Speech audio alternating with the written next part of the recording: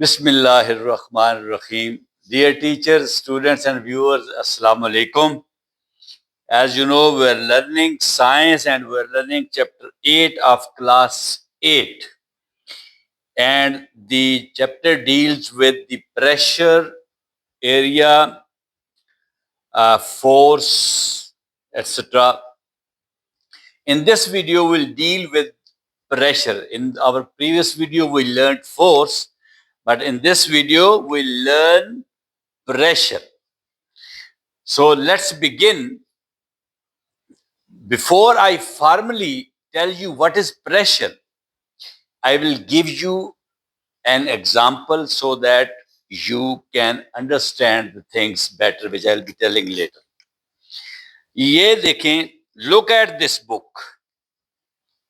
Now, for example, this book has a mass of 5 kg. This book has a mass of 5 kg. If it has a mass of 5 kg, what is its weight? इसका mass 5 kg है तो इसका weight क्या होगा बताइए? इसका weight ये होगा कि अगर इसको मैं छोड़ दूं यहां से, if I release it, the earth will pull it. Earth will apply a force on this book and pull it towards its center. तो अपने सेंटर की तरफ इसको पुल करेगी. जब वो इसको अपनी तरफ पुल करेगी तो वो इसके ऊपर जो फोर्स एक्सर्ट करेगी वही फोर्स इसका वेट होगा. इसका मैस तो 5 kg है, मैंने आपको बता दिया, ठीक है, मगर इसका वेट कितना है अब बताएं मुझे. जब अर्थ इसके ऊपर फोर्स लगा के इसको पुल करेगी तो इसके अंदर एक्सेलरेशन जो वो क्रिएट करेगी, पैदा करेगी, वो कितना होगा? यानी ये कितने एक्सेलरेशन से नीचे जाएगी? You know it, 9.8 metre per second square और 9.8 मीटर पर सेकंड. यानी ये जब नीचे गिरेगी तो हर सेकंड के बाद इसकी स्पीड में 1 मीटर का इजाफा हो जाएगा. इस तरीके से जमीन इसको खींचेगी अपनी तरफ. तो इसका वेट फिर क्या होगा? तो जमीन की फोर्स कितनी होगी जो इस पर लगेगी? वो ये होगी कि ये 5 kg जो इसका मैस है, इसको मैं उस एक्सेलरेशन के साथ मल्टीप्लाई कर दूं जो एक्सेलरेशन इसमें पैदा होगा जब जमीन इस पर फोर्स लगाएगी तो इसका वेट निकल आएगा और जमीन की फोर्स निकल आएगी. तो मैं इसको 9.8 से मल्टीप्लाई कर देता हूं 5 को. जब मैं इसको 9.8 से मल्टीप्लाई करूंगा तो जो आंसर आएगा वो इसका वेट होगा और वही अर्थ की फोर्स होगी जो इस पर अप्लाई हो रही होगी. अच्छा, अब 9.8 जो है उसको आपकी बुक्स में किसी जगह पे 10 भी लिखा हुआ है, राउंड ऑफ किया हुआ है. 9.8 मीटर पर सेकंड स्क्वायर को हम फॉर इजी कैलकुलेशन इसको 9.8 को राउंड ऑफ करके 10 मीटर पर सेकंड स्क्वायर कर देते हैं. यानी इसमें एक्सेलरेशन जो अर्थ पैदा करेगी वो 10 मीटर पर सेकंड स्क्वायर होगा. अब 10 मीटर पर सेकंड स्क्वायर को इस 5 kg से मल्टीप्लाई कर.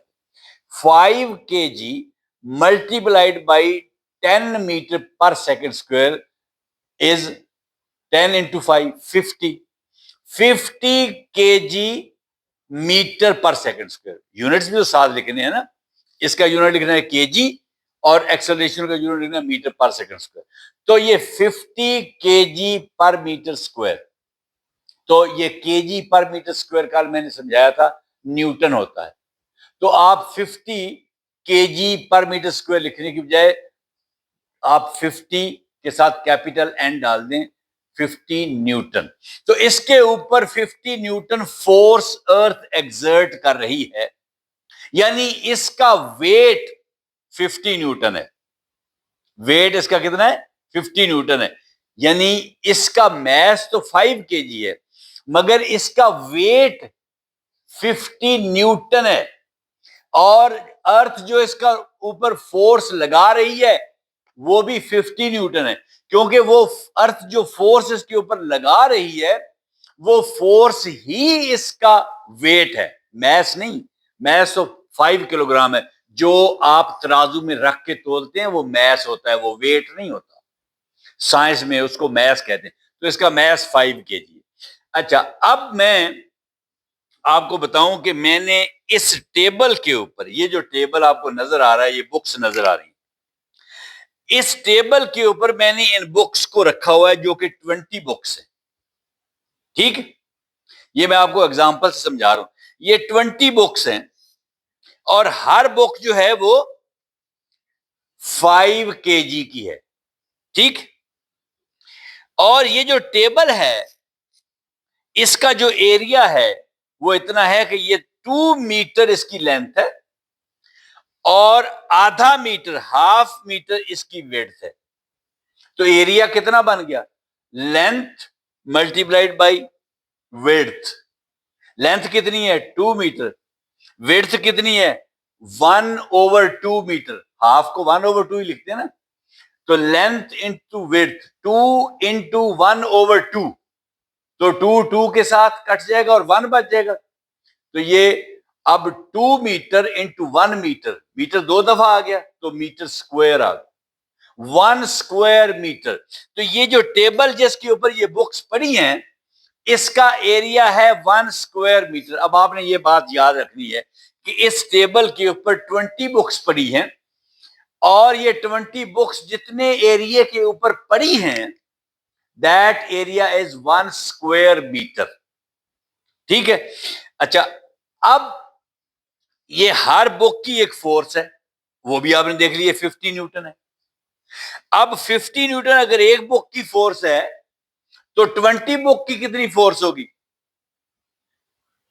यानी ये फोर्स जो बुक इस टेबल के सरफेस के ऊपर लगा रही है नीचे की तरफ, डाउनवर्ड, जो वेट इसका वेट है ये डाउनवर्ड है ना।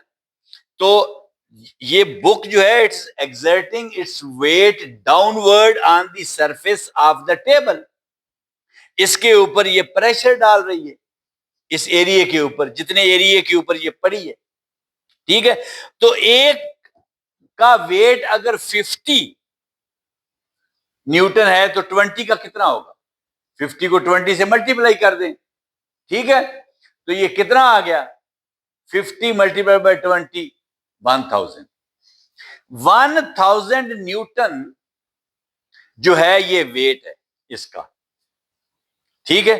अब ये 1000 न्यूटन जो वेट है, 1000 न्यूटन, वैसे इनका टोटल मैस कितना है? एक बुक का 5 केजी और 20 का कितना हो गया? 20 मल्टीप्लाइड बाय 5, 100 केजी। ये 100 केजी मैस है और 100 केजी मैस का जो वेट है वो 1000 न्यूटन है, क्योंकि 100 को आप 10 से मल्टीप्लाई करेंगे, 10 मीटर पर सेकंड, तो 1000 आ जाएगा। आप जिस तरह मर्जी निकालें, तो 1000 न्यूटन वेट है इन किताबों का, जो कितने एरिया पर पड़ा है? 1 स्क्वायर मीटर पर। 1 स्क्वायर मीटर एरिया जो सरफेस है टेबल की उसके ऊपर पड़ा है। ठीक है। अब ये उस इस सरफेस की ये बुक जो है ये 50 न्यूटन की, ये इतने सरफेस के ऊपर 50 न्यूटन का वेट डाल रही है। और ये पूरी 20 बुक्स जो हैं ये इनका वेट जो 1000 न्यूटन है ये स्प्रेड हुआ है कितने एरिया के ऊपर? 1 स्क्वायर मीटर के ऊपर।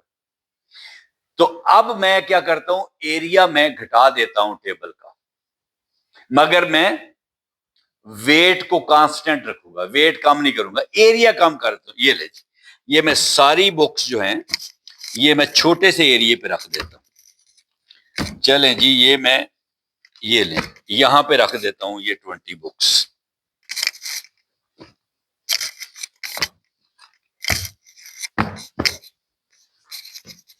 ये लें जी। अब वेट तो कांस्टेंट है, वेट तो खत्म नहीं हुआ, वेट तो उतना ही है ना। कितना था पहले? 1000 न्यूटन। अब कितना है? अब भी 1000 न्यूटन है, मगर अब कितने एरिया पे पड़ा है? पहले जो वेट था 1000 न्यूटन वो कितने एरिया पे था? 1 स्क्वायर मीटर पूरे टेबल पर था। अब कितने एरिया पर है? ये एरिया तो बहुत थोड़ा है, जितने एरिया पर ये वेट है। तो ये एरिया कितना है? ये एरिया आप फर्ज कर लें कि उससे बहुत कम है, 0.01 स्क्वायर मीटर एरिया है, 0.01 स्क्वायर मीटर। अब मुझे बताएं कि ये जितने एरिया पर पड़ा है, ये एरिया आपने छोटा कर दिया तो इसका इतने एरिया पर वजन 1000 न्यूटन हो गया। तो ये प्रेशर इंक्रीज हो गया ना यहां, क्योंकि पहले तो ये स्प्रेड हुआ था प्रेशर 1 स्क्वायर मीटर के ऊपर। अब ये जो फोर्स है नीचे को लग रही, जो वेट है, वो कंसंट्रेट हो गया है स्मॉल एरिया के ऊपर। जब एरिया थोड़ा हो जाएगा और वेट उतना ही रहेगा तो प्रेशर बढ़ जाएगा उतने एरिया पर, क्योंकि इतने एरिया पर अब वजन बढ़ गया। हो सकता है ये टूट भी जाए इसके ऊपर, अगर मैं और रख दूं तो इतने से, और ये यहां तक अगर मैं कर दूं इसका वजन, हो जाए ये टेबल टूट जाए। और अगर इसको सारे को मैं स्प्रेड कर दूं तो कुछ नहीं होगा टेबल को, क्योंकि एरिया बढ़ा दिया। जब एरिया बढ़ा दिया तो प्रेशर कम हो गया। तो एरिया जब मैंने कम कर दिया और वेट कांस्टेंट रखा, वेट उतना ही है, मैंने किताब कोई कम नहीं की, जितनी किताबें 1 स्क्वायर मीटर पे स्प्रेड हुई थी उतनी ही बुक्स मैंने 0.01 स्क्वायर मीटर पे रख दी, उतना ही वेट है। तो इसका मतलब यहां पे प्रेशर बढ़ जाएगा। तो क्या हुआ, क्या समझे आप, कि अगर फोर्स कांस्टेंट रहे, ये फोर्स है ना, वेट फोर्स ही है ना, वेट फोर्स होती है, याद रखना, क्योंकि वेट का यूनिट भी न्यूटन है, फोर्स का यूनिट भी न्यूटन है।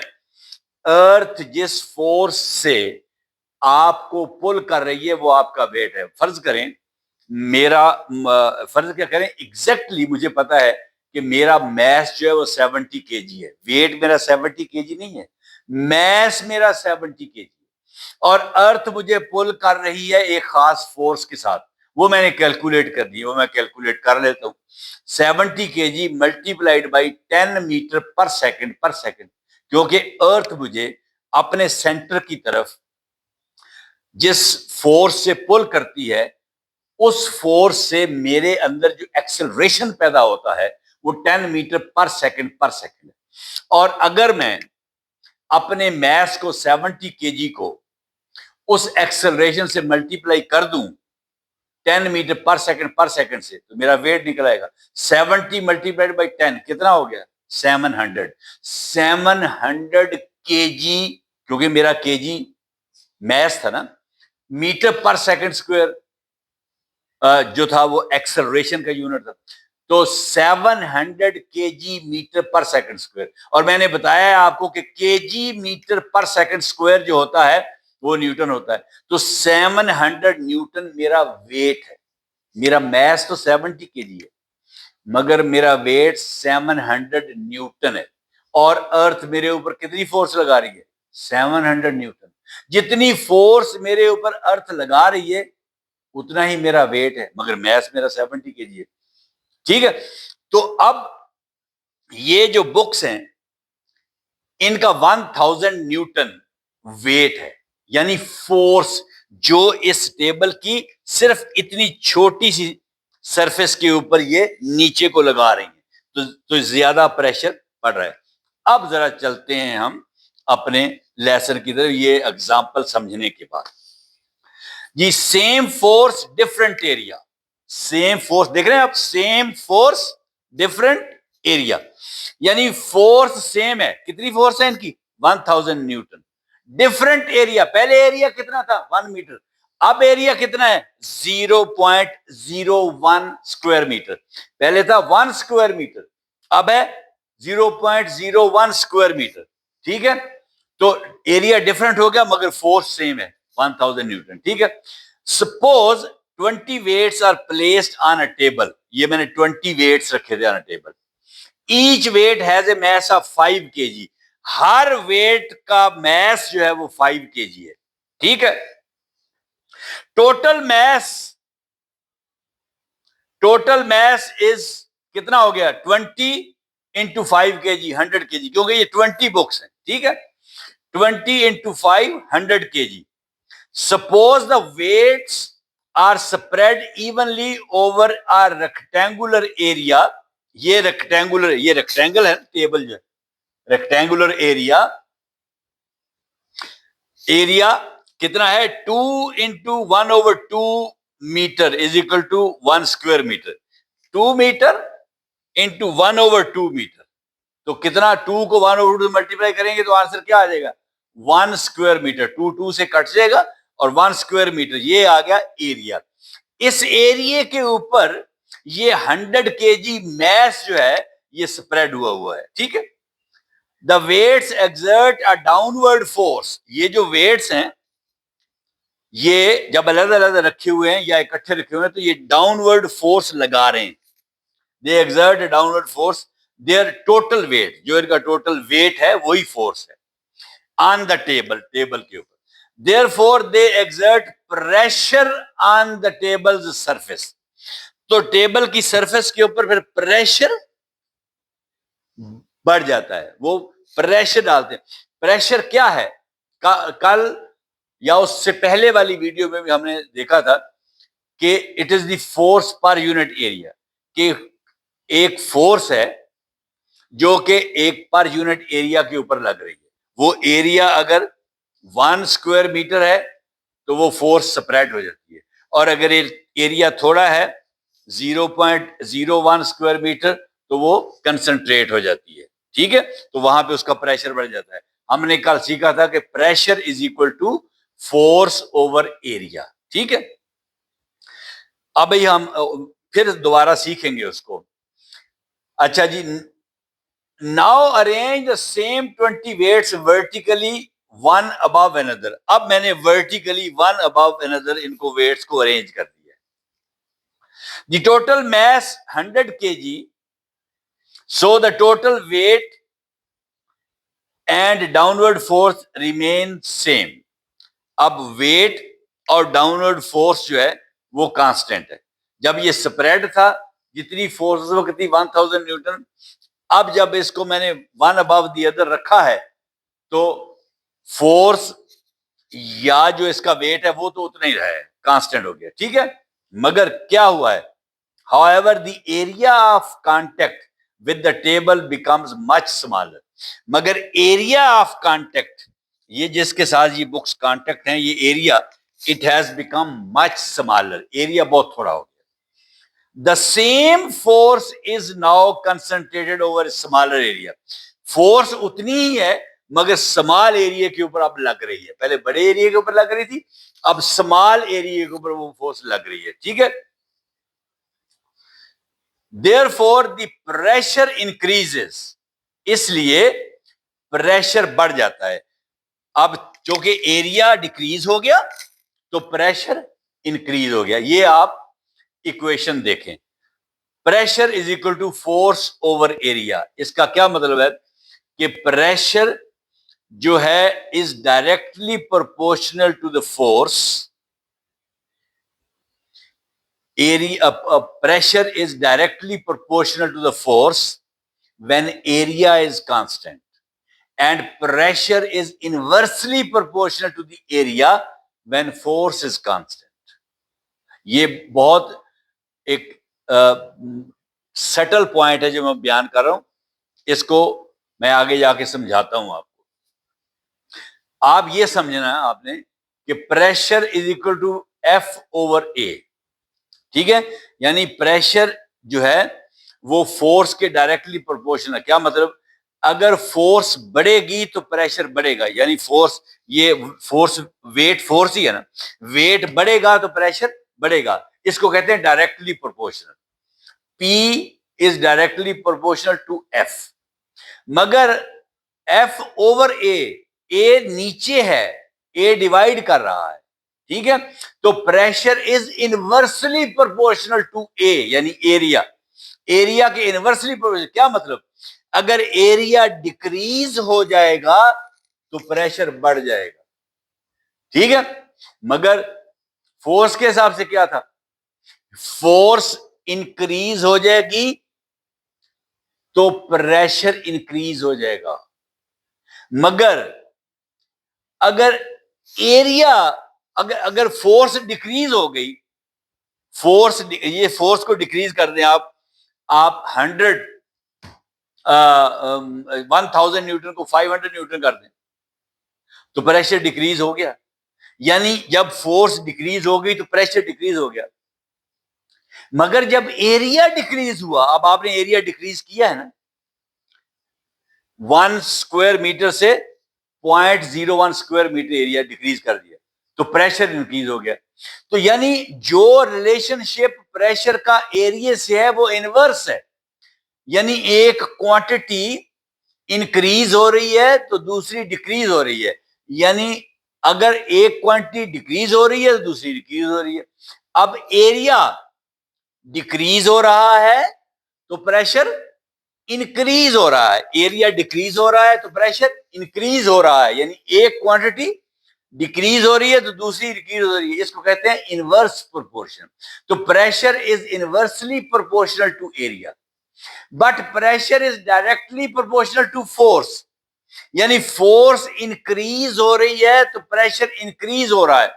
या 20 बुक्स हैं, इनके ऊपर 20 में और रख दूं, यानी 1000 न्यूटन है, 1000 न्यूटन फोर्स और रख दूं तो प्रेशर इंक्रीज हो जाएगा ना। यानी जब फोर्स इंक्रीज होगी, वेट इंक्रीज होगा तो प्रेशर इंक्रीज होगा।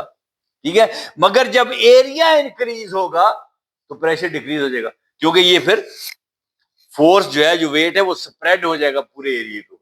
एरिया इंक्रीज हुआ तो प्रेशर डिक्रीज हुआ।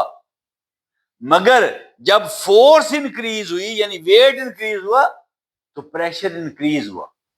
तो फोर्स और प्रेशर का रिलेशनशिप डायरेक्ट है, मगर एरिया और प्रेशर का रिलेशनशिप इनवर्स है, डायरेक्ट नहीं है। ठीक है। अच्छा जी, फोर्स कांस्टेंट है, नीचे देखें, प्लस एरिया डिक्रीजेस। अब देखें, फोर्स उतनी ही है 1000 न्यूटन, मगर एरिया डिक्रीज हो गया, तो क्या होगा? एरो के निशान के बाद देखें, प्रेशर इंक्रीजेस। फोर्स आपने कांस्टेंट रखी है, 1000 न्यूटन ही रखी है, बट एरिया डिक्रीजेस। एरिया आपने डिक्रीज कर दी है, पूरे टेबल से उसको क्लोज करके छोटी सी जगह कर दी, एरिया डिक्रीज। तो क्या हुआ है? प्रेशर इंक्रीज हो गया। प्रेशर यहां पे इंक्रीज हो गया, एरिया डिक्रीज हो गया, प्रेशर इंक्रीज हो गया। अब फोर्स कांस्टेंट, फोर्स तो कांस्टेंट है, प्लस एरिया इंक्रीजेस। अब आप इन किताबों को स्प्रेड कर दें, एरिया इंक्रीज कर दें, प्रेशर डिक्रीजेस, प्रेशर डिक्रीज हो जाएगा। ठीक, उम्मीद है आपको यहां तक तो समझ आ गई होगी। ये एग्जांपल मैंने दी है पहले लेसन प्रॉपर शुरू करने से पहले, ताकि आपको प्रेशर का, फोर्स का और एरिया का थोड़ा सा रिलेशनशिप इस प्रैक्टिकल एग्जांपल से समझ आ सके। Let's go ahead. Definition of pressure जी, pressure is normal perpendicular force acting on a unit area of a surface. देखें, ये प्रेशर क्या है?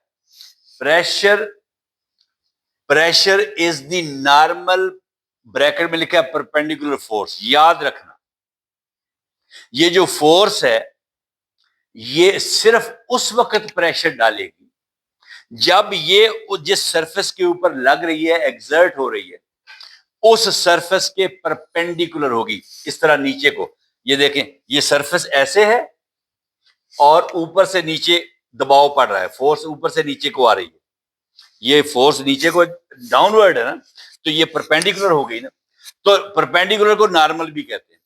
तो प्रेशर इज द नॉर्मल, यानी perpendicular normal force acting on a unit area of a surface. ये surface है, तो इसके किसी भी एरिया पे, पूरे एरिया पे या छोटे एरिया पे ये फोर्स एक्ट करे तो वो प्रेशर होता है। यानी दो चीजें मिलकर प्रेशर बनाती हैं। एक तो फोर्स, ये फोर्स है, किताबें सारी जो हैं टोटल मिला के 1000 न्यूटन जो इनका वेट है, ये फोर्स है। और दूसरी चीज क्या है? वो है सरफेस, कि कितनी सरफेस पे ये पड़ी। ये दो चीजें जो हैं, एक फोर्स और एक एरिया, एरिया सरफेस का एरिया, ये दो चीजें मिलेंगी तो प्रेशर बनेगा। फोर्स लगती है किसके ऊपर? एरिया के ऊपर। ये एरिया है, ठीक है, जिसको हमने 0.01 स्क्वायर मीटर कहा। इस एरिया के ऊपर फोर्स लगी और कैसे लगी? परपेंडिकुलर लगी, तो फिर प्रेशर क्रिएट हुआ। प्रेशर क्रिएट करने के लिए तीन चीजें आप ज़हन में रखें। एक तो फोर्स यानी वेट, जो नीचे को फोर्स लग रही है, ये ना भी हो फोर्स, और मतलब ये मैं आप हाथ रख के नीचे को अगर फोर्स से दबाऊं, ये भी फोर्स है, ये भी प्रेशर है। और जितने एरिया पे मेरे हैंड्स हैं, ये एरिया हो गया। नीचे को मैं फोर्स लगा रहा हूं, फोर्स की डायरेक्शन क्या है? डाउनवर्ड, परपेंडिकुलर, इस सरफेस के परपेंडिकुलर है नीचे की तरफ। और ये जितना एरिया है जहां पे मेरे हाथ पड़े हुए हैं, ठीक है, इसको एरिया ले लें। और जितना मैं ऊपर से फोर्स दबा रहा हूं जोर से, ये मेरी फोर्स है। हो सकता है 500 न्यूटन हो, 1000 न्यूटन हो, या 2000 न्यूटन हो, डिपेंड करता है कि मेरे में कितनी ताकत, ठीक। तो ये एरिया हो गया। और तीसरी चीज क्या होगी कि फोर्स जो मैं लगा रहा हूं वो ऐसे लगा रहा हूं नीचे को, परपेंडिकुलर, सरफेस ऐसे, और फोर्स ऊपर से नीचे आ रही है तो परपेंडिकुलर है। तो फोर्स परपेंडिकुलर लग रही है, तो तीन चीजें प्रेशर के लिए चाहिए। इस सरफेस के ऊपर जो प्रेशर है उसके लिए तीन चीजें चाहिए। Number one, force. वो फोर्स इस वेट से भी हो सकती है, या खुद ऊपर से आप दबा सकते हैं, वो फोर्स ऐसे भी हो सकती है। और नंबर टू, एरिया। जितने एरिया के ऊपर फोर्स लग रही है, एग्जैक्ट उतना एरिया, ठीक है। और number three, direction of the force perpendicular to the surface. जिस सरफेस के ऊपर फोर्स लग रही है उसके परपेंडिकुलर होनी चाहिए, तो तब जाके प्रेशर क्रिएट होता है। ये तीन चीजें जरूरी हैं प्रेशर के लिए, ठीक है। आगे चलते हैं मोर प्रिसाइजली। देखें, pressure is equal to F over A, यानी pressure is equal to force over A, यानी pressure is directly proportional to force when area is constant, and inversely proportional to area when force is constant. ये बात बहुत जरूरी है, ये किताबों में नहीं लिखी हुई, आपकी किताब में भी नहीं लिखी हुई। ये मैं आपको समझा देता हूं। मैं जब कहता हूं pressure is directly proportional to force, यानी अगर फोर्स बढ़ेगी तो प्रेशर बढ़ेगा, यानी इसका अगर वजन बढ़ गया तो प्रेशर बढ़ गया, डायरेक्टली प्रोपोर्शनल का ये मतलब है, ठीक है। मैंने कहा व्हेन एरिया इज कांस्टेंट। अब एरिया इतना है तो इसके ऊपर ये प्रेशर पड़ रहा है इतने एरिया के ऊपर, एरिया कांस्टेंट। अगर ये किताबें मैं सारी स्प्रेड कर दूं, ठीक है, तो pressure is directly proportional to the force, ठीक है। अब मगर ये इस वक्त जो प्रेशर पड़ रहा है यहां पे, जब मैंने इनको स्प्रेड कर दिया, एरिया बढ़ा दिया, तो उतना प्रेशर तो नहीं पड़ेगा, फिर नहीं पड़ेगा ना। एक एक कर दी मैंने किताब तो प्रेशर स्प्रेड हो गया। तो इसलिए ये कहना जरूरी है कि when area is constant, area को अगर आप चेंज करेंगे तो प्रेशर चेंज हो जाएगा। मैंने ये सारी किताबें स्प्रेड कर दी, अगर बड़े एरिया के ऊपर तो प्रेशर चेंज हो जाएगा, प्रेशर कम हो जाएगा, ठीक है। तो pressure is directly proportional to the force only when area is constant, and pressure is inversely proportional to area when force is constant. मसलन अब अगर एरिया कम हो गया तो प्रेशर बढ़ जाएगा, इनवर्सली प्रोपोर्शनल ना, कि एरिया कम हो जाए तो प्रेशर बढ़ जाए। एरिया कम हो गया ना तो प्रेशर बढ़ गया है, मगर फोर्स कांस्टेंट है। हमने अगर ये फोर्स 1000 न्यूटन ना रहती, कांस्टेंट ना रहती, मैं आधी किताबें यहां से उठा लेता, तो फिर मैं कह सकता था pressure is inversely proportional to area. नहीं, मुझे फोर्स कांस्टेंट रखनी पड़नी है ना, कि उतनी ही फोर्स के साथ कितना प्रेशर पड़ रहा है, ठीक है। तो इसलिए pressure is directly proportional to force when area is constant, and pressure is inversely proportional to area when force is constant, ठीक है। ये बात याद रखिए।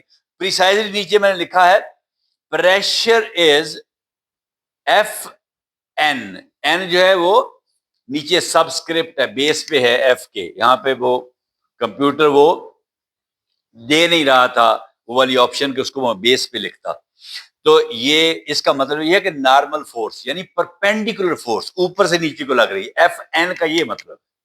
तो ये यहां पे तीन चीजें आ गई हैं, नीचे वाली जो इक्वेशन है इसमें तीन चीजें आ गई हैं। एक फोर्स आ गई है जिस पे प्रेशर डिपेंड करता है, एक एरिया आ गया है जिस पे प्रेशर डिपेंड करता है, और एक डायरेक्शन आ गई है N, normal force, perpendicular force, उसकी डायरेक्शन भी आ गई है। ठीक है, तो इसलिए ये मैंने एक इक्वेशन लिखी है, ये आपकी बुक में नहीं है, इसको आपको समझाने के लिए, एफ एन का मतलब है नॉर्मल फोर्स, परपेंडिकुलर फोर्स, ऊपर से नीचे की तरफ। अगर मैं इधर से, ये मुझे देखो, ये टेबल की सरफेस है, ये एरिया है, तो मैं अगर हॉरिजेंटल फोर्स लगाऊं तो इसके ऊपर प्रेशर पड़ेगा? नहीं, कोई प्रेशर नहीं पड़ेगा। मैं अगर ऐसे फोर्स लगाऊं, इस तरफ ऐसे पुश करूं, तो इसके ऊपर प्रेशर पड़ेगा? नहीं पड़ेगा। तो इसलिए परपेंडिकुलर होना जरूरी है, हॉरिजेंटल फोर्स से प्रेशर नहीं पड़ेगा। अगर मैं ऐसे लगाऊं तिरछी, ऐसे देखें, तो क्या हुआ, आधी फोर्स जो है वो हॉरिजेंटल है और आधी परपेंडिकुलर है। तो सिर्फ वो कंपोनेंट जितनी, अब मैंने फर्ज करें ये लगाइए 1000 न्यूटन की फोर्स, फर्ज करें 1000 न्यूटन की फोर्स, मैंने यहां पे इसको दबाया है ऐसे तिरछा, ओब्लिक, ठीक है, स्लांटिंग में, ये मैं पूरा जोर लगा रहा हूं, मगर ये ना हॉरिजेंटल है ना परपेंडिकुलर है। तो इसके दो कंपोनेंट हैं, एक हॉरिजेंटल और एक वर्टिकल, इस फोर्स के जो तिरछी है। तो इसमें फर्ज कर लें आप, वो तो बाद में निकालने का तरीका भी आपको 9th क्लास में आप सीखेंगे।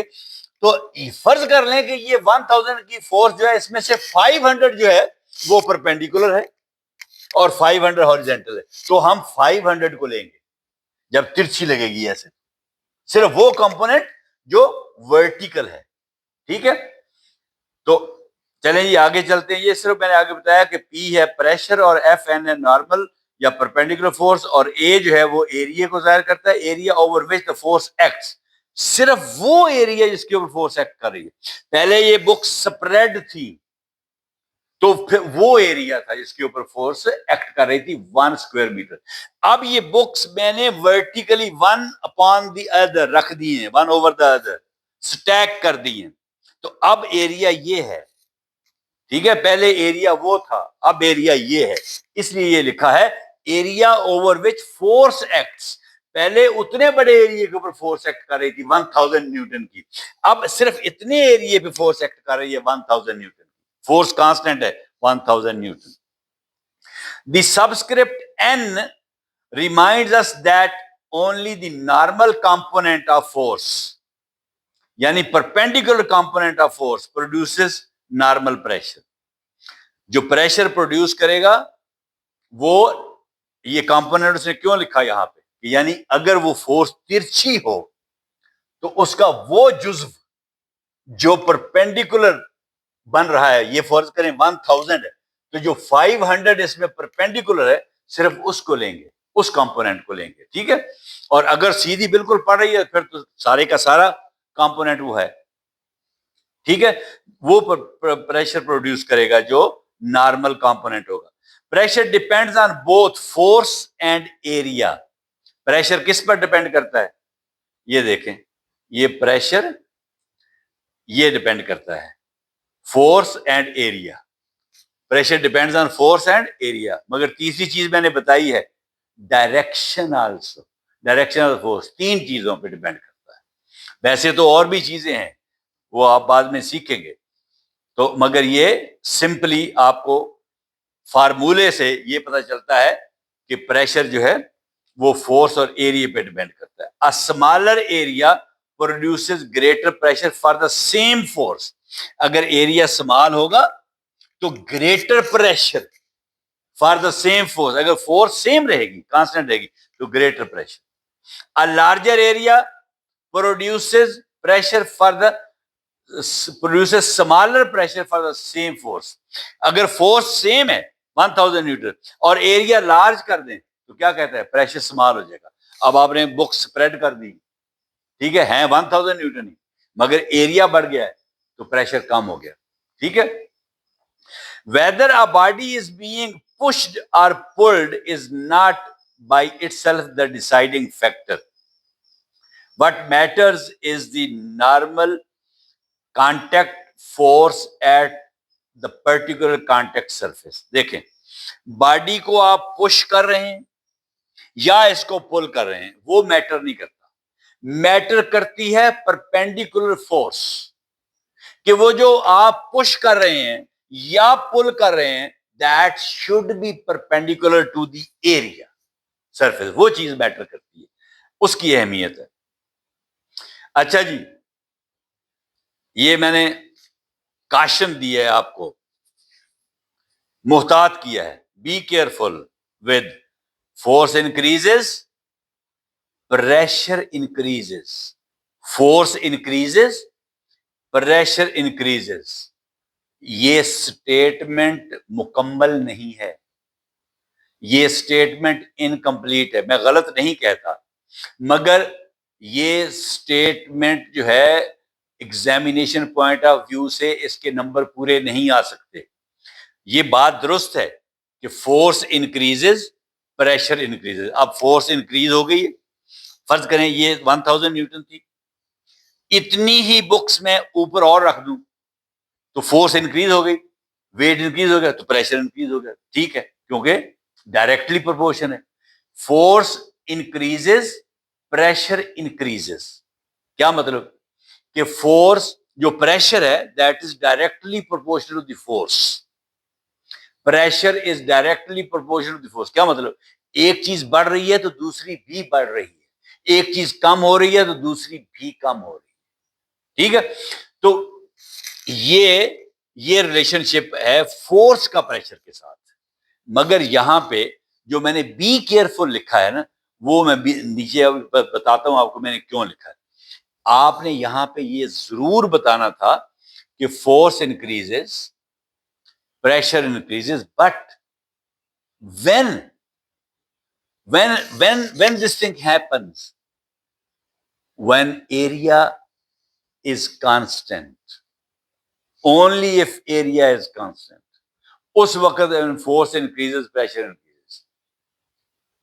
आपने फोर्स इंक्रीज की तो प्रेशर इंक्रीज हुआ।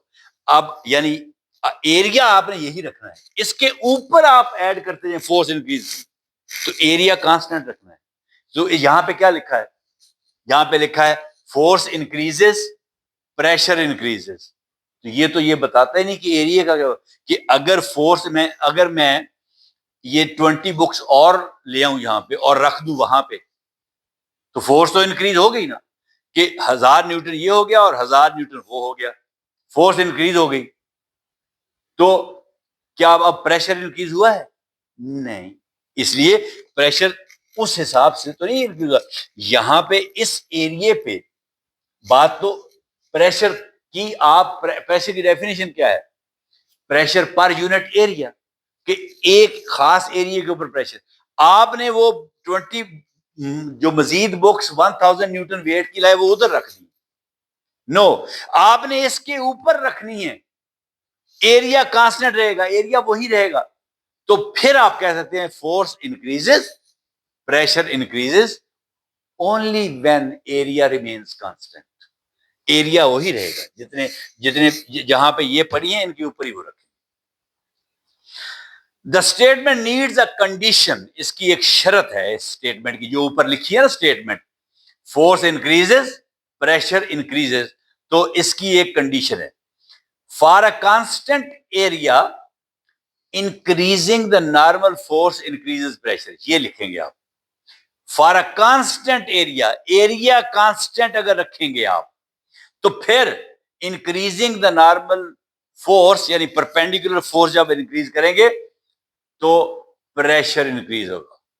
अदरवाइज इस एरिया के ऊपर प्रेशर इंक्रीज नहीं होगा अगर आप उस तरफ 20 बुक्स रख दें, तो फिर वहां पे प्रेशर वो अलहदा होगा, वो इस एरिया का प्रेशर नहीं है, वो फिर दो प्रेशर हो जाएंगे, एक प्रेशर इधर, एक प्रेशर उधर। ठीक है, तो इसलिए नीचे वाली स्टेटमेंट देखें, for a constant area increasing the normal force increases pressure. Similarly, for a constant normal force, अब फोर्स कांस्टेंट रखी है आपने, ये नहीं बढ़ाई, ये 1000 न्यूटन रखी है. Increasing the area decreases the pressure. Force आपने कांस्टेंट रखी है, एरिया इंक्रीज कर दिया, यानी बुक्स को स्प्रेड कर दिया, तो प्रेशर डिक्रीज हो जाएगा.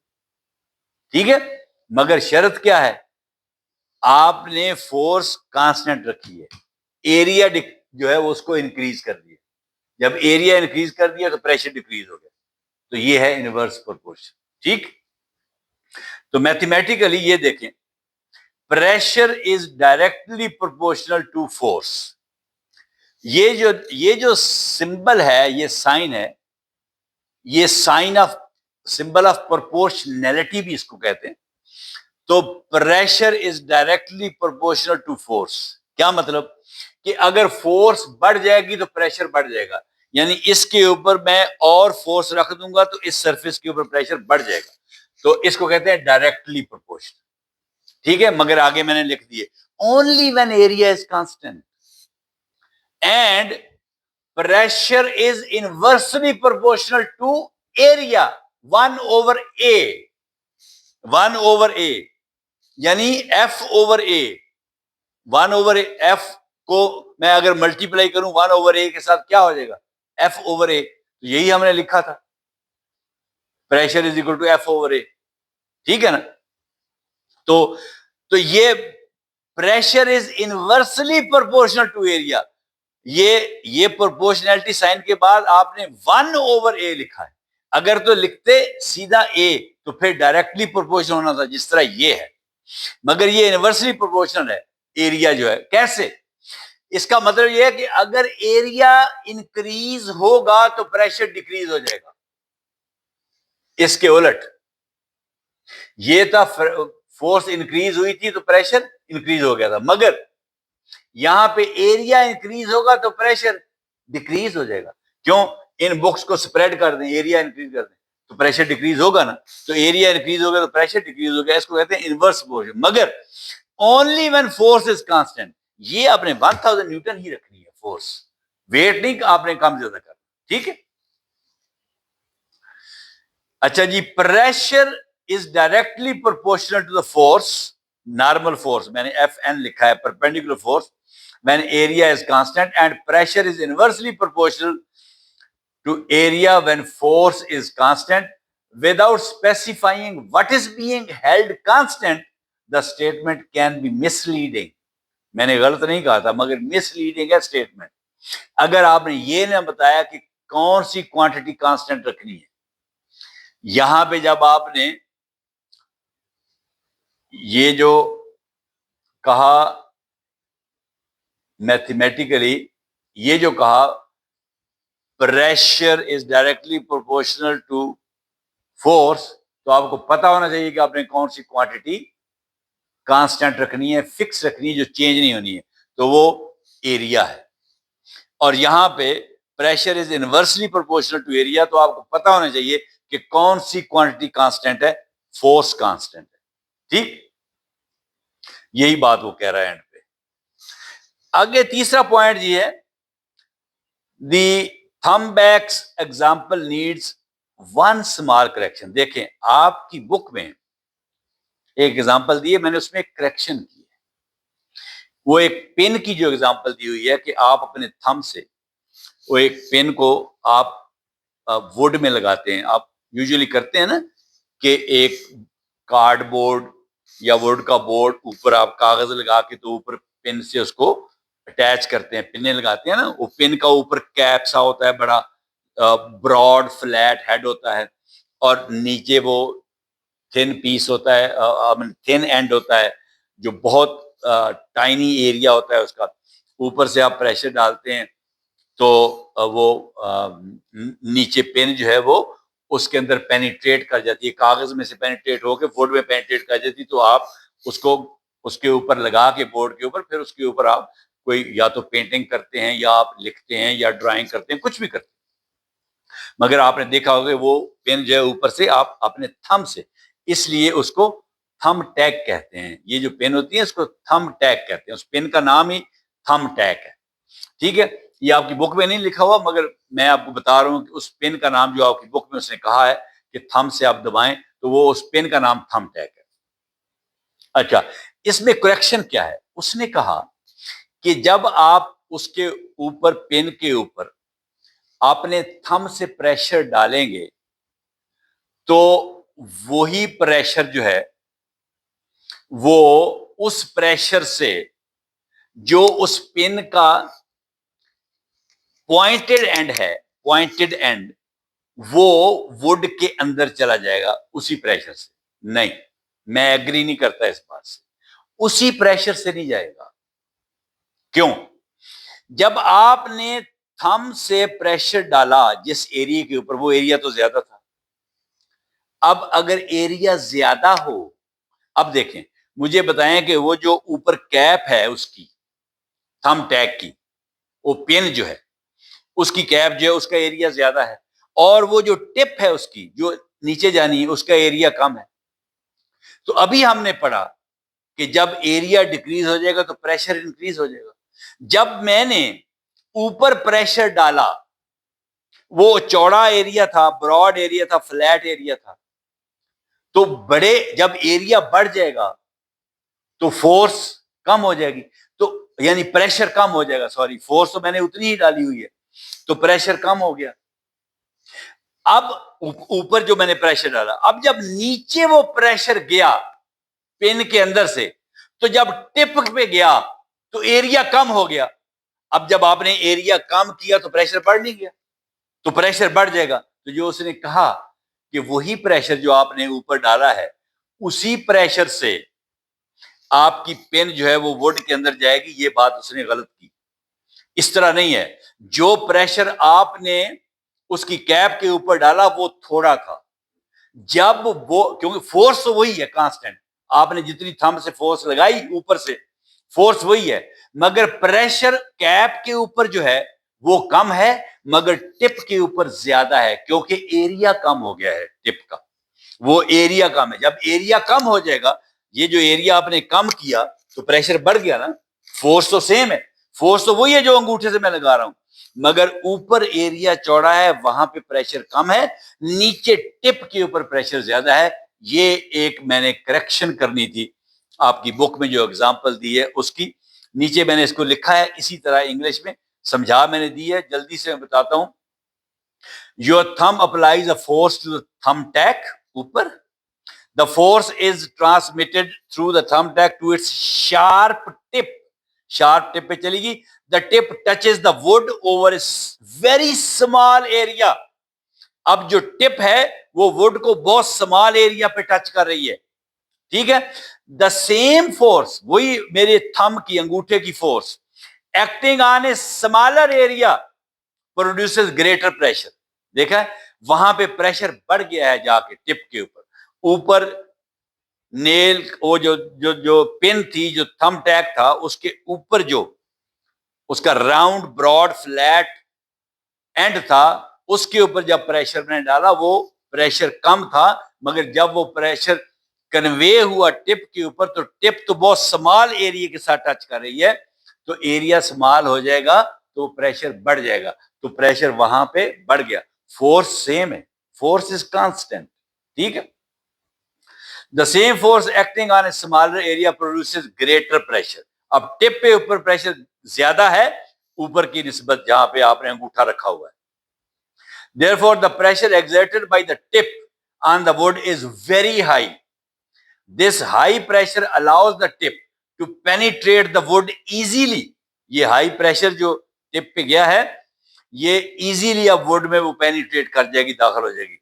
Thus, we should say pressure exerted by the thumbtack on the wood, not simply pressure exerted by the thumb. ये वो प्रेशर नहीं है जो थंब ने एक्सर्ट किया था उसके ऊपर, ब्रॉड एंड के ऊपर, फ्लैट एंड के ऊपर। ये वो प्रेशर नहीं है जो जिस प्रेशर से पिन अंदर पेनिट्रेट हुई है वुड में, वो बहुत ज्यादा प्रेशर है जिससे पेन गई है। जो ऊपर प्रेशर आप रहे हैं वो अंगूठा आपका जो लगा रहा है वो प्रेशर कम है, अगरचे फोर्स सेम है, फोर्स अंगूठे की सेम है, मगर प्रेशर ऊपर कम है, नीचे ज्यादा। तो small contact area high pressure, large contact area low pressure, ये हमने पहले सीखा। एक और आपकी बुक में एग्जांपल दी हुई है, इसको भी समझने की जरूरत है, ये भी उसने अच्छे तरीके से नहीं समझाई। एक औरत है और एक मर्द है, दोनों का वजन सेम है। आप भाई दोनों ही मर्द रख लो या दोनों औरतें रख लो, कि एक औरत ने हील पहनी हुई है और एक ने फ्लैट शूज पहने हुए हैं और दोनों का वजन सेम है, तो कंफ्यूज क्यों कर रहे हो?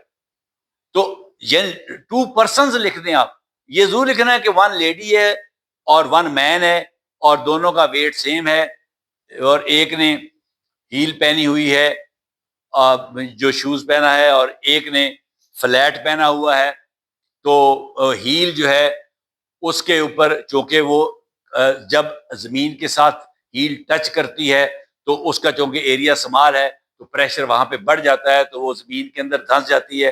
मगर जो फ्लैट जूता चप्पल आपने पहनी हुई है वो चूंकि फ्लैट है, नीचे से ब्रॉड है, तो जो ऊपर से आपकी फोर्स लग रही है वो तो उतनी ही है, मगर चूंकि वो फोर्स स्प्रेड हो जाती है ब्रॉड एरिया के ऊपर, जिस तरह ये किताबें स्प्रेड हो गई तो प्रेशर कम हो गया, मगर एरिया कम हुआ तो प्रेशर ज्यादा हो गया। तो हील जो होती है उसका एरिया कम होता है तो प्रेशर ज्यादा होता है, जो फ्लैट जूता होता है उसका एरिया चूंकि ज्यादा होता है, और जो फोर्स है वो स्प्रेड कर जाती है, या फोर्स स्प्रेड कर जाती है तो प्रेशर कम हो जाता है। ठीक है, तो ये इस तरह है, the lady and the man have the same weight, उनका वेट सेम है, यानी न्यूटन, वेट न्यूटन में होगा, सेम फोर्स है उनकी, सेम वेट है उनका। ठीक है, their weights produce downward force on the ground, yes, अब वो परपेंडिकुलरली जमीन के ऊपर ऐसे फोर्स प्रोड्यूस कर रहा है उनका वेट। ठीक, the ladies high heels have a small contact area with the ground, अब लेडी की जो हाई हील है नीचे से उसकी टिप जो है वो पॉइंटेड है, उसका एरिया कम है। ठीक है, तो उसका कांटेक्ट एरिया जो सॉइल के साथ, जो अर्थ के साथ, ग्राउंड के साथ कांटेक्ट एरिया है वो थोड़ा है।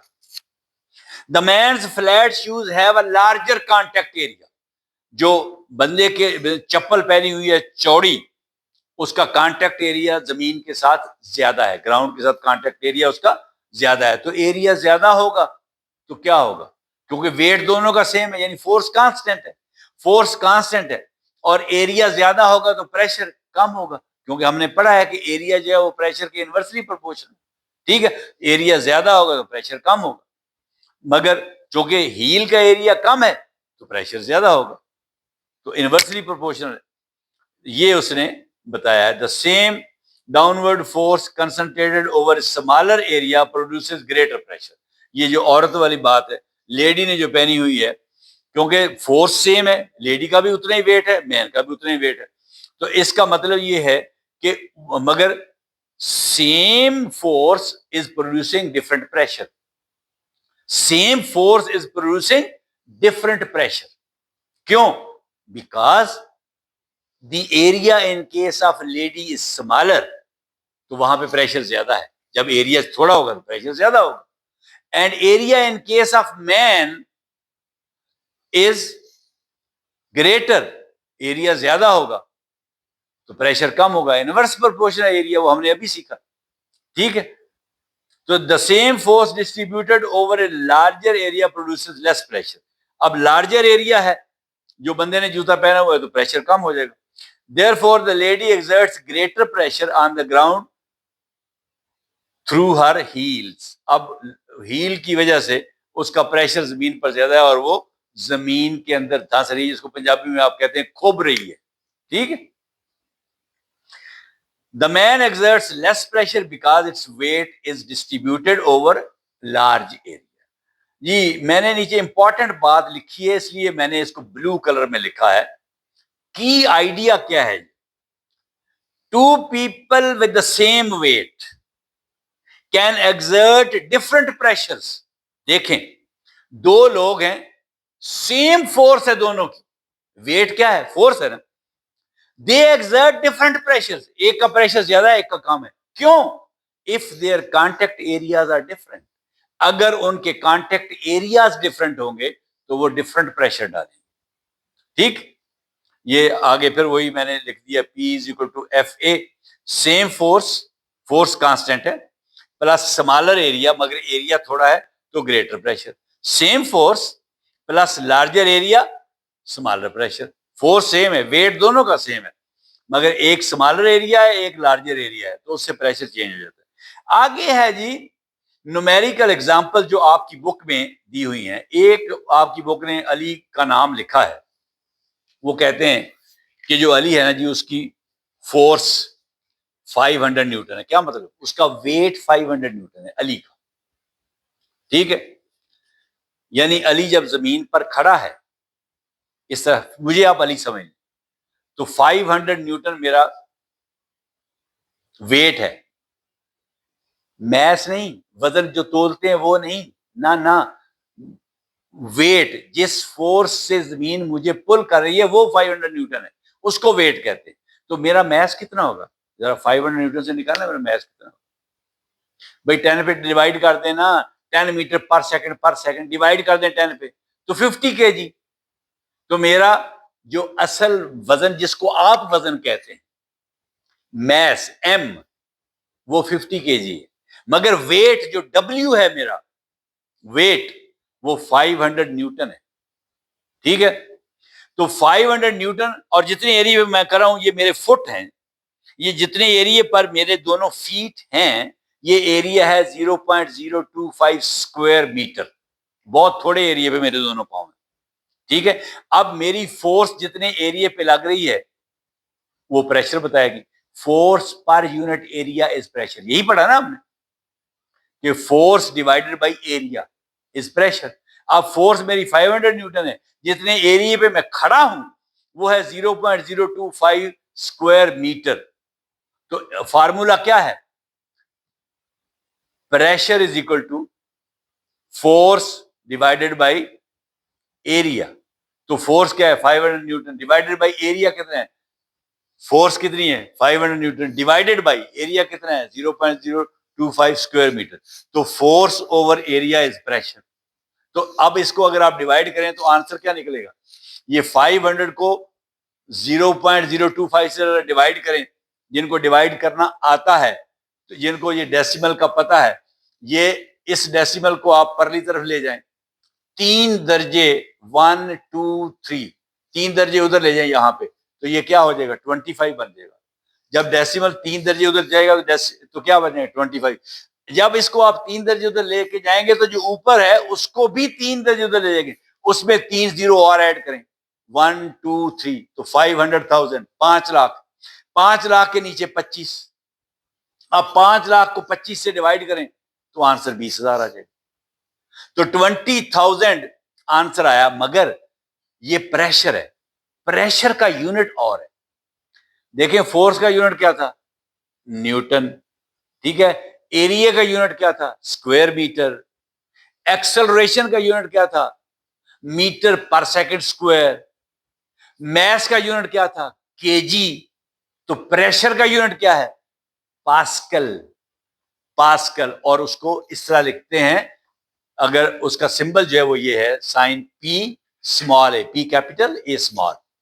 तो ये 20,000 पास्कल। और पास्कल क्या होता है? 1 पास्कल क्या होता है? अगर 1 न्यूटन फोर्स 1 स्क्वायर मीटर पे लग रही हो तो वो पास्कल होता है। इतना थोड़ा होता है ये पास्कल कि ये देखें, ये 1 स्क्वायर मीटर एरिया है, इसके ऊपर अगर सिर्फ 1 न्यूटन की फोर्स लग रही है, 1 न्यूटन पता कितनी फोर्स होती है भाई? अगर 1 केजी है, मुझे बताएं 1 केजी में कितनी फोर्स होगी? 1 multiplied by 10, 10 metre per second, 1 multiply by 10 क्या गया? 10, तो 10 न्यूटन। 1 केजी में पर जो जमीन फोर्स लगा रही है वो 10 न्यूटन है, यानी 1 केजी का वेट 10 न्यूटन है। तो 1 न्यूटन कितना होगा? 1 केजी का अगर 10वां हिस्सा ले रहे हैं, 1 केजी में कितने ग्राम होते हैं? 1000 ग्राम। तो 1000 ग्राम का 10वां हिस्सा क्या है? 100 ग्राम।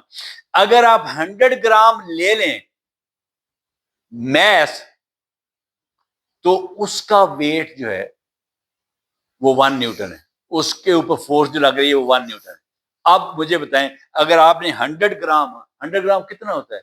1 केजी के 10, इस पूरे 1 स्क्वायर मीटर के ऊपर स्प्रेड कर दें तो कुछ भी फोर्स नहीं है 1 न्यूटन को, ठीक है? तो वो 1 पास्कल है। अगर मैं 1 न्यूटन फोर्स एक पूरे इस 1 स्क्वायर मीटर के ऊपर लगा दूं तो मैंने 1 पास्कल प्रेशर क्रिएट किया है। 1 न्यूटन की फोर्स इतने एरिया के ऊपर, ये 1 स्क्वायर मीटर एरिया के ऊपर 1 न्यूटन फोर्स, अगर मैं 1 स्क्वायर मीटर एरिया के ऊपर एक्सर्ट करूं, अप्लाई करूं, तो कितना प्रेशर क्रिएट होगा? 1 पास्कल। 1 पास्कल।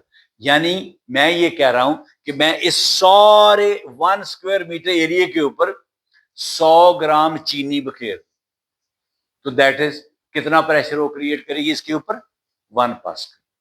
तो ये 20,000 पास्कल प्रेशर बनता है अली ने जो जमीन पर डाला हुआ है। और अगर उसको उसने कहा कि किलो पास्कल में बताएं, किलो क्या होता है? 1000 से डिवाइड करना ना, किलो 1000 को कहते हैं ना, तो 20,000 को 1000 से डिवाइड कर दें, ठीक है? तो वो ये 3 जीरो खत्म हो जाएगा, पीछे 20 बच जाएगा। तो ये 20 किलो पास्कल की ये this is the symbol, sign ये है, के छोटा, पी कैपिटल और ए छोटा, किलो पास्कल का के छोटा, ठीक है? तो ये है। अच्छा, एक और न्यूमेरिकल आपके उसमें दिया हुआ है बुक में, बॉक्स का डब्बा है कि एक रखा हुआ है, बॉक्स रखा हुआ है, और उसका उसकी जो जो जो फोर्स है, यानी जो उसका वेट है, मैस नहीं, वेट है, वो 3000 न्यूटन। तो वो उसने कहा कि ये इस तरह पड़ा है जिस तरह, आप फर्ज करें ये डब्बा है, इसको डब्बा समझिए, ये ऐसे पड़ा है, तो इसकी फोर्स तो 3000 न्यूटन है, यानी वेट इसका 3000 न्यूटन है, ठीक है? और अगर इसका उसने एरिया, इसकी उसने वेट और लेंथ बताई, 0.8 मीटर इसकी लेंथ है और 0.3 मीटर इसकी वेट है, तो कितना एरिया होगा? 0. यानी लेंथ को वेट से मल्टीप्लाई करेंगे, 0.8 को 0.3 से, तो 0.24 स्क्वायर मीटर एरिया आ गया। अब एरिया हमारे पास आ गया, अब प्रेशर निकालना है, तो फोर्स तो हमारे पास है, इसकी फोर्स हमारे पास कितनी है? इस बॉक्स की फोर्स 3000 न्यूटन है। तो एरिया इस तरह जब पड़ा हुआ है तो एरिया हमने निकाल लिया खुद ही, तो 0.24, तो फोर्स ओवर एरिया, फोर्स कितनी है? 3000 न्यूटन, डिवाइडेड बाय एरिया कितना है? 0.24, तो 3000 newton divided by 0.24 square metre area है। तो ये इसको अगर आप सॉल्व करें उसी तरह जिस तरह पहले मैंने किया था, 0.24 को डिवाइड करें 3000 से, आंसर आ जाएगा 12,500 पास्कल। 12,500 पास्कल, ये उसका प्रेशर आ जाएगा। अच्छा, अब वो आगे कहता है कि आप उस बॉक्स को इस तरह रखें, ऐसे ऐसे। अब देखें एरिया, ये एरिया, पहले तो एरिया ज्यादा था, अब एरिया कम हो गया तो प्रेशर बढ़ जाएगा ना। उसने कहा डब्बा ऐसे रखें, ऐसे रखें, ठीक है? अब ये उसकी विड्थ है और ये उसकी लेंथ है। लेंथ तो उतनी ही है, ये देख लें, नहीं, वहां पे वो जो उसकी विड्थ थी वो लेंथ होगी और जो उसकी हाइट थी वो विड्थ होगी, ठीक है?